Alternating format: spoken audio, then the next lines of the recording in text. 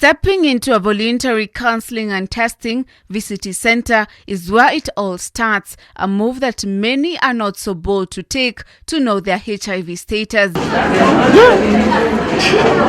Perhaps many are fearful of what the outcome might be, seeing that the negative results have the potential to change one's life drastically. This is the story of Sheila, not her real name, who in 2004 visited a VCT center and much to her shock confirmed her fears that she had been infected with a deadly HIV and AIDS. But like most people, Sheila at first was in denial and failed to start her medication until 2006 when she got retested. She narrates that she was prompted to go for testing by her husband's off and on sickness, which doctors confirmed he was infected with HIV, pushing her to go for testing. Kile kilituma nilikuwa nimeoleka, lakini huyo mzee alikuwa anaugua on off. Sasa wakati alipimwa akapatikana nayo, ndio ilibidi pia mimi nipimwe. Na ndio nikapatikana. Reaction yangu nilianza kublame, nilikuwa naona ni huyo mzee, nilikuwa nasema ni huyo mzee aliniletea. Kwa sababu mimi mwenyewe nilijielewa wakati nilioleka sikuwa hivyo, sikuwa negative, sikuwa positive, nilikuwa negative. Kwanza sikuanza dawa kabisa, nilikuwa naogopa. Sikuanza dawa siku hiyo nikipimwa, nikarudi tena nikapimwa tena 204, nikarudi nikapimwa 206. Sasa 206 ndio nilianza medication. Kwanza niliwekwa kwa Septrin. Hizo wakati ulikuwa unapimwa unaangaliwa CD4, alafu ndio wakiona CD4 yako ikiwa juu, ikiwa over 500, ikiwa above 350 ndio unawekwa kwa ARVs. Lakini mimi bado nilipimwa tu na CD4 yangu ilikuwa chini. Immediately after 2 weeks nikaanzishwa ARV.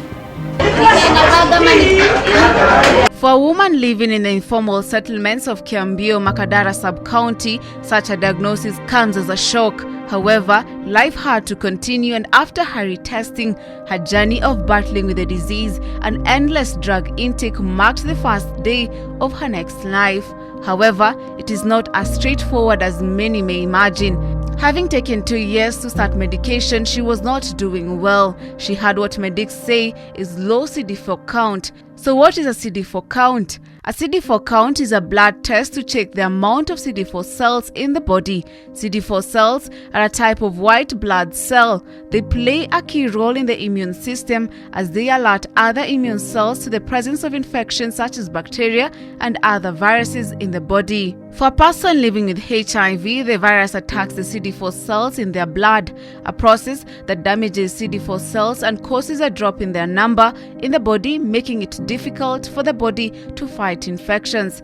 For them to be effective, ARVs must be taken daily at specific times. Sheila says maintaining time discipline in taking the dosage was one of the most difficult things to do. Sikuacha kwa sababu ile tu nilikuwa nayo nilikuwa nikusahau.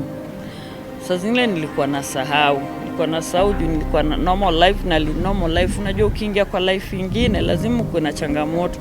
Kama umezoea kukaa normal, alafu sasa all of a sudden unaanza sasa kutumia dawa, unaona hiyo ni kazi ngumu sana.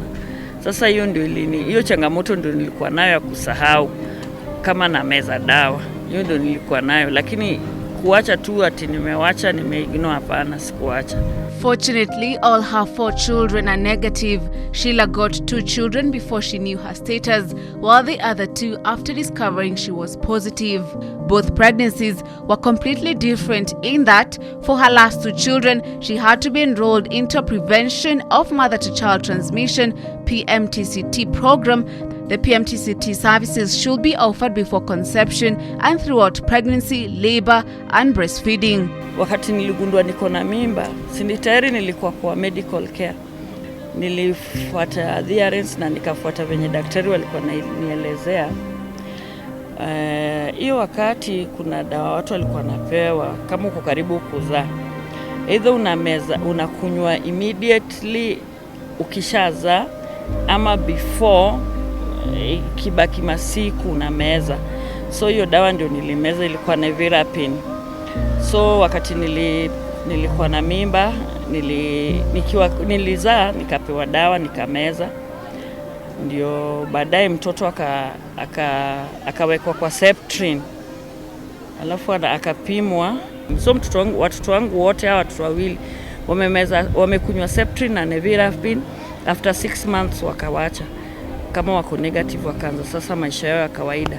Lakini nilikuwa na wa breastfeed bila kuwapatia chochote. ARVs do not, however, guarantee that everything will be okay. As Sheila tells us, she has fallen sick multiple times because of a suppressed immune system as a result of HIV, despite taking her drugs consistently. Good news is that so far, Kenya has made progress in bringing to an end the HIV epidemic. According to data by the Ministry of Health, Kenya has experienced a 68% reduction in new HIV infection between 2013 and 2021. In 2013, new HIV infections were 101,560, and in 2021, they moved to 32,027. This lowered the prevalence rate from 6% to 4%. That is not the only good news, as AIDS-related deaths have reduced by 67% from 58,446 cases in 2013 to 19,486 this year. President Uhuru Kenyatta, speaking on the matter, attributed the success to combined efforts as well as implementation of evidence-based policies and strategies. I'm happy to note that our combined efforts as Kenyans has turned our country's story to one of hope rather than despair. Kenya is among the African countries leading in achieving universal access to antiretroviral therapy for HIV management, and we also lead the pack in providing more optimized treatment regimes to prevent HIV transmission and to prolong the lives of our people living with HIV. Grace Wangoi for Hope TV News Watch.